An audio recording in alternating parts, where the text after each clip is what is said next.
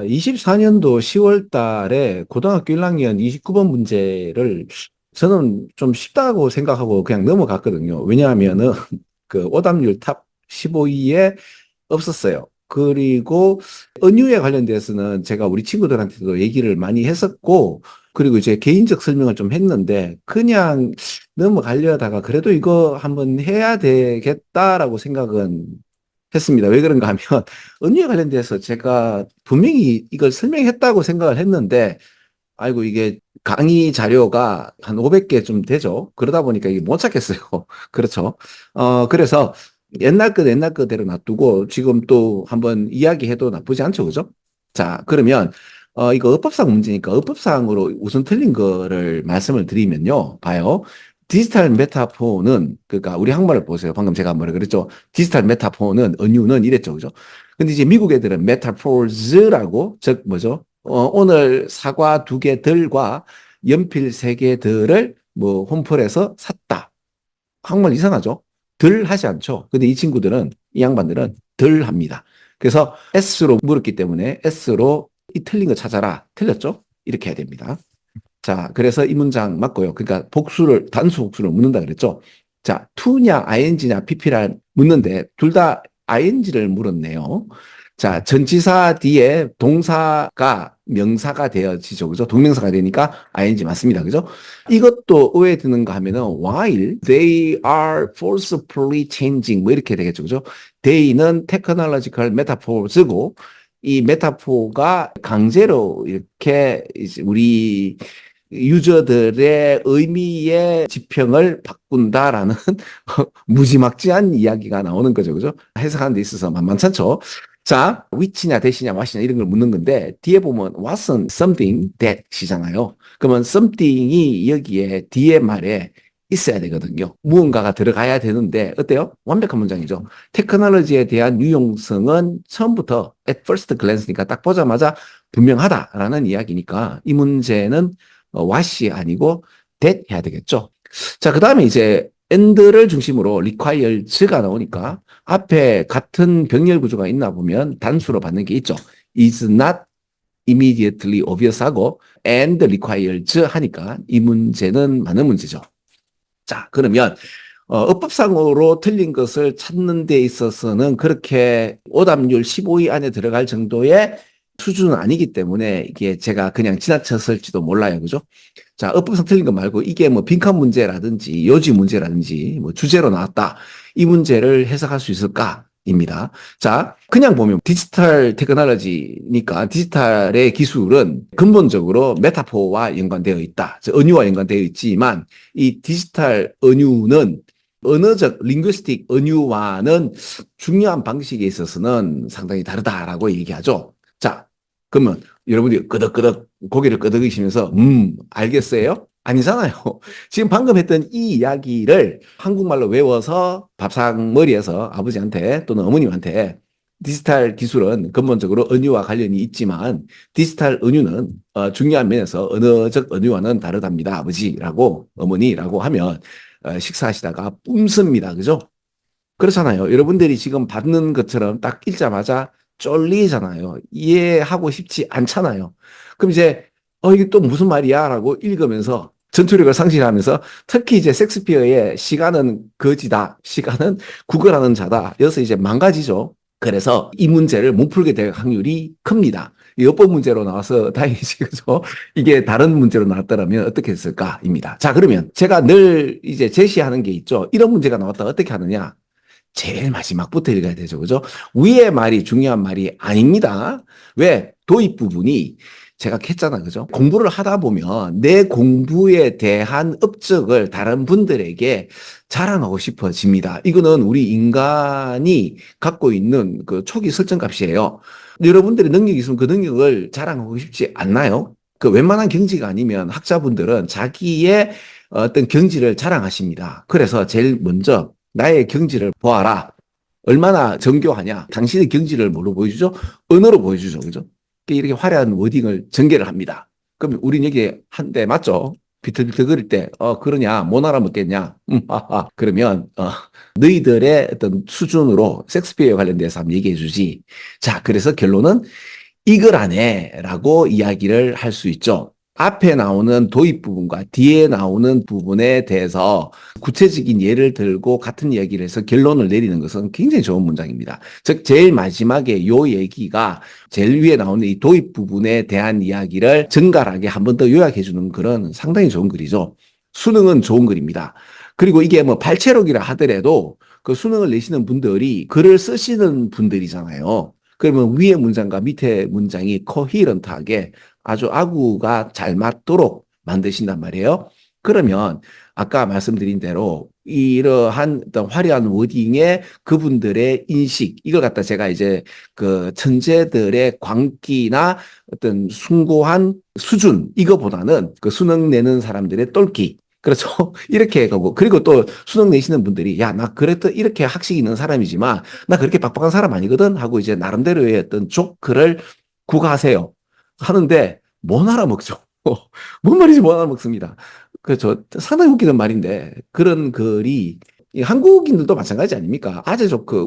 제가 여러분들 아재 조크 하면 못 알아먹죠. 그렇죠. 그죠? 예. 그러나 제가 이제 드리는 말들이 상당히 이제 고급 정보가 있다면 그 못 알아먹는 조크 때문에 제 말을 외면하지 마시고, 그죠?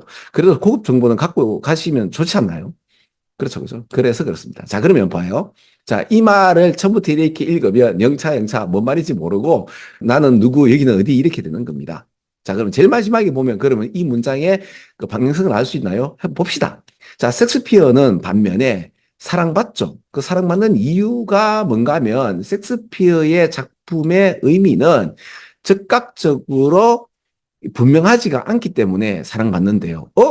그래서 뭘 요구한다? 좀 이성적 사고, 좀 생각을 좀 해봐야 돼요. 곰곰이 생각해보니까, 아, 이게 이런 뜻이었어? 라고 하는 것 때문에 사랑을 받는답니다. 그럼 이제 이게 뭔 말인지 이해될 거예요. 왜 그런가 하면, 즉각적이지 않기 때문에, 그리고 약간의 생각을 해야 되기 때문에 사랑받는데, 그럼 섹스피어 작품 말고 다른 거는, 아까 뭐라고 그랬죠? 뭐 디지털 테크놀로지는 즉각적인 분명함이 있고, 그렇게 생각하지 않더라도 바로 알 수 있는 어떤 것이 아닌가.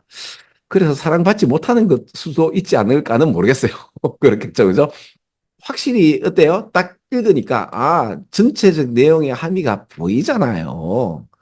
자, 이게 첫 번째 접근법이고요. 두 번째, 은유에 관련돼서 좀 말씀을 드리도록 하겠습니다. 자, 제가 이제 제목에다가 세상은 은유다라고 말씀을 드렸습니다. 그죠?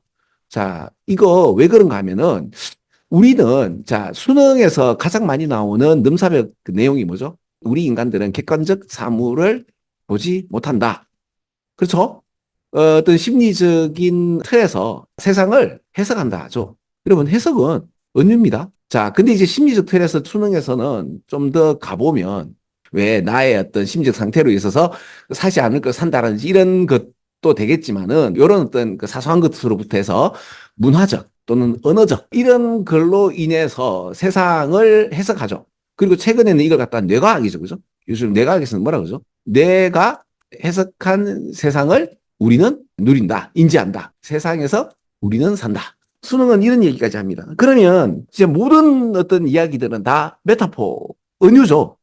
자, 일단 여기서 보시면 그 시간은 거지다 말하고 지금 섹스피어 아저씨가 대문호께서 이렇게 얘기를 하셨는데 그 제가 좀 거칠게 말해서 이제 시간은 거지다. Time is a beggar라고 하네요.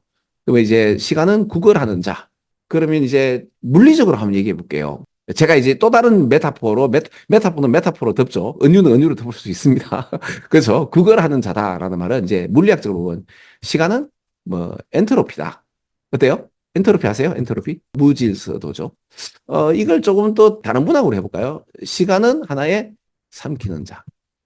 어, 여러분들, 이런 거 있잖아요. 시간이 가면 여러분들의 젊음, 아름다움, 능력, 뭐, 가치 있는 모든 것들이 사라지지 않나요? 그 영원한 세계에 우리는 잠시 왔다 가는 거잖아요. 시간은 구걸하는 자다라는 이야기를 또 다른 은유적인 표현을 썼단 말입니다. 지금 제가 이렇게 설명해도 왜 이해가 되는 이유가 뭐죠? 처음부터 영차영차 안 해도. 왜냐하면 제일 마지막을 읽었을 때, 이 방향을 알았기 때문에. 그렇죠? 그러면 이렇게 가도 된단 말이에요. 셰익스피어의 이야기는 메타포에 관련돼서 우리는 좀 바로 직관적으로 막 알지 못하고 뭔가 인지적인 노력, 다른 말로 해서 some thought가 필요하죠. 그죠? 이거 밑줄 꺼도 되죠. 근데 이제 이게 좋은 문제는 아니란 말이에요. 왜냐하면 이 부분적 이야기고 여기서는 셰익스피어의 이야기를 묻는 게 아니고 디지털 테크놀로지에 관련된 어떤 직관적인 은유를 이야기하는 거잖아요. 시간은 거지 이제 구걸하는 자다에 대해서 내가 적극적인 어떤 인게이징을 했잖아요. 좀 다른 표현으로 여러분들에게 이렇게 설명을 하면서 해석은 은유니까 시작. 세상은 은유로 가득 차 있죠.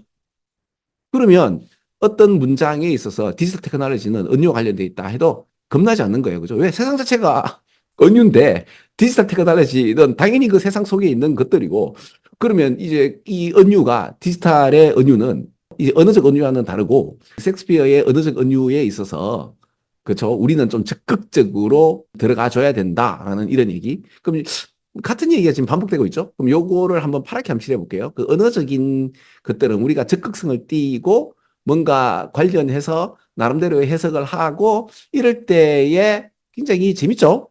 미닝 호라이즌을 좀 지평을 넓혔지 않나요? 브로더닝을 하지 않나요? 그래서 아 이런 뜻이었어라고 또 다르게 그런데 이제 이거는 뭐예요? 좀 생각을 해봐야 되죠. 근데 그 이야기가 상당히 사랑받을 가능성이 있죠.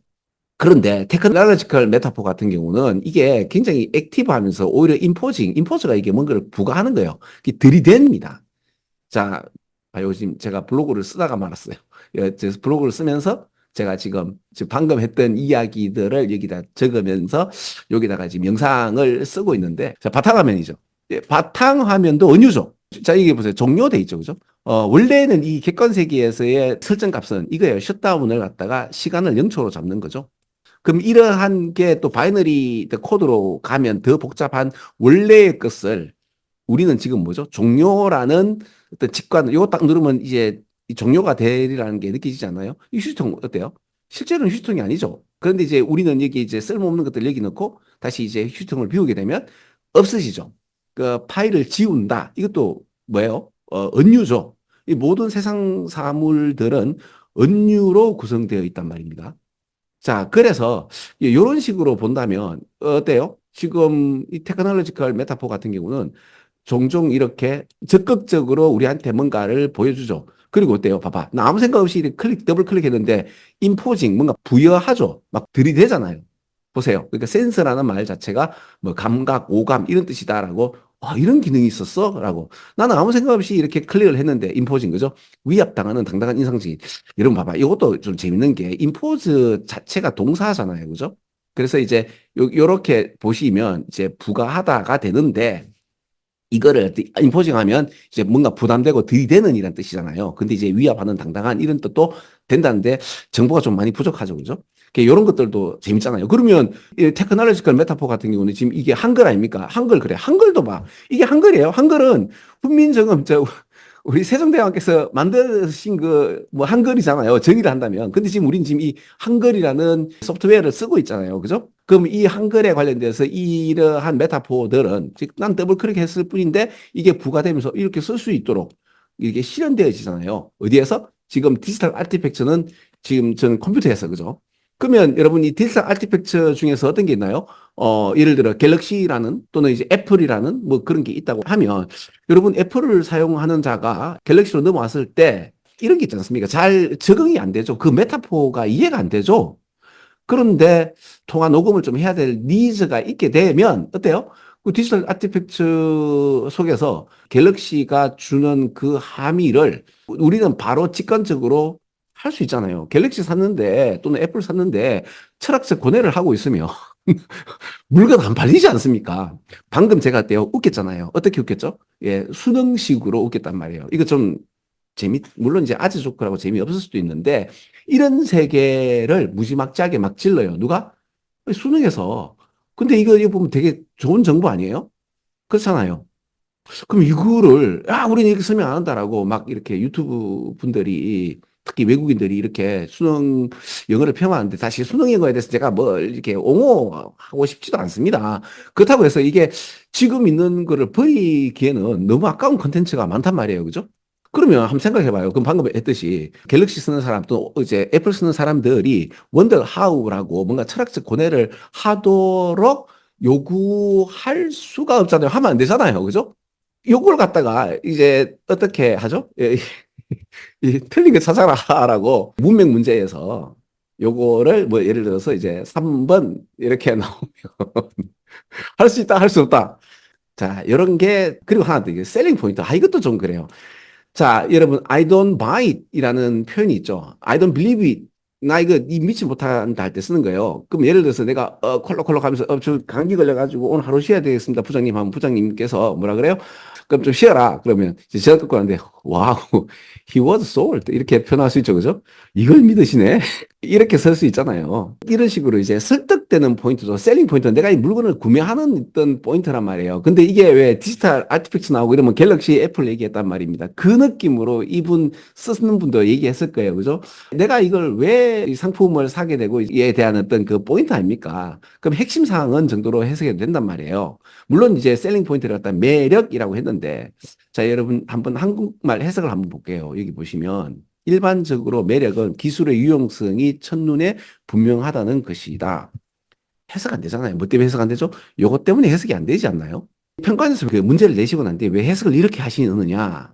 설마 모르시겠느냐가 아니고 이제 어떤 생각을 하죠? 해석하지 마라! 라고 하는 느낌도 저는 좀 있긴 해요. 그죠? 이런 게 좀 안타깝긴 해요. 자, 그러면 이제 내가 갤럭시를 샀는지, 애플을 샀는지, IBM인지, 뭐 이런 거를 뭔가 섹스피어의 작품처럼 이렇게 생각을 하고 자시고 하면 안 되는 겁니다. 이건 cannot 해야 되겠네요. 그죠? 상당히 재미있는 글이고, 그죠? 생각해 봐야 될 글인데, 이게 무지막지하게 좀 나온 겁니다. 근데 어법상 나와서 오답률에도 안 나왔고, 그래서 저도 그렇게 생각을 안 했던 부분인데, 아, 이거 그래도 한번 해야 되겠다 느껴져서 이렇게 영상을 만듭니다. 자, 여기까지 설명드리겠습니다. 29번 끝!